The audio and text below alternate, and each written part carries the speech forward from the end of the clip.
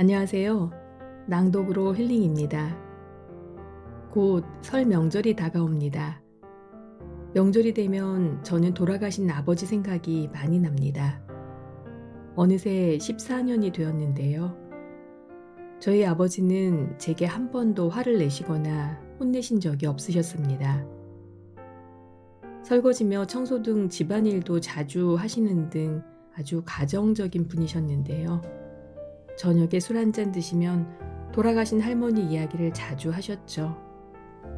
그때는 그 이야기가 조금 지루하게 느껴질 때도 있었습니다.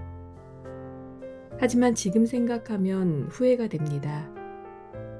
살아계실 때 더 살갑게 대하지 못했던 것, 아버지 손을 한 번 더 잡아드리지 못한 것들이요. 왜 그때는 몰랐을까요?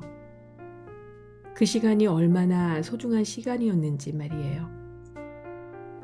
아버지가 할머니 이야기를 하실 때 목소리에 담긴 그리움을 왜 그때는 알아채지 못했을까요?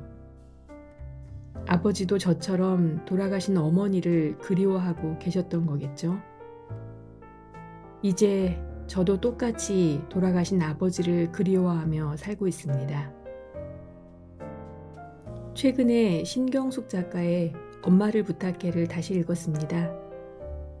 어느 날 갑자기 사라진 엄마를 찾으며 가족들이 각자 기억하는 엄마의 모습을 떠올리는 이야기죠.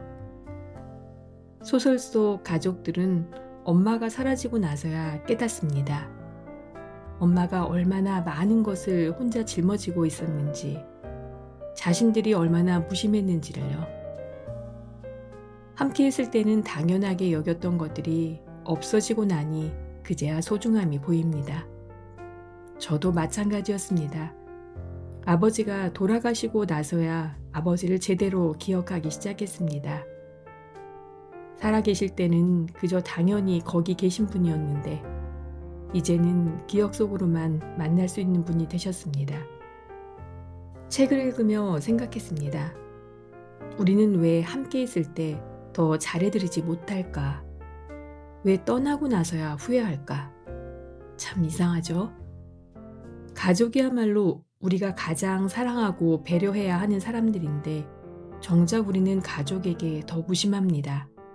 쉽게 화를 내고 말을 함부로 하고 당연하게 여깁니다. 아마도 가까운 사이니까 언제든 함께 할 거라고 생각하기 때문이겠죠.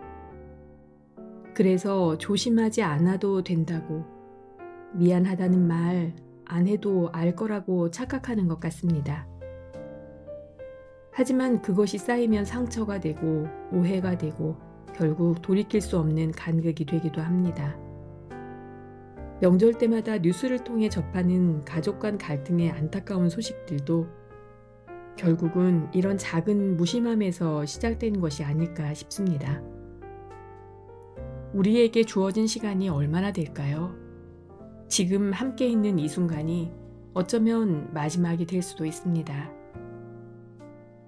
다행히 요즘 명절 분위기는 많이 바뀌고 있습니다. 예전에는 여성들만 명절 음식과 차례 준비를 담당했지만 이제는 남성들도 함께 하기도 합니다. 서로를 이해하고 배려하는 명절 문화로 변화하고 있는 거죠. 이처럼 명절의 모습이 바뀌는 것처럼 우리 마음도 조금씩 바꿔보면 어떨까요? 오래된 불만을 꺼내기보다는 그동안 하지 못했던 따뜻한 말을 건네보는 겁니다. 고마워, 사랑해, 미안해 같은 짧은 말이라도 좋습니다. 서툴더라도 완벽하지 않더라도 괜찮습니다. 진심만 있다면 말입니다. 엄마를 부탁해의 마지막 문장이 기억납니다. 엄마, 우리가 엄마를 사랑했다는 걸 알아주세요. 저도 아버지께 말씀드리고 싶습니다. 아버지, 제가 아버지를 사랑했다는 것 알고 계시죠? 하지만 이제는 전할 수 없습니다.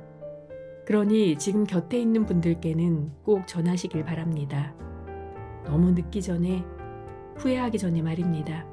이번 명절 가족들과 함께하는 시간이 따뜻한 기억으로 남기를 바랍니다. 낭독으로 힐링이었습니다.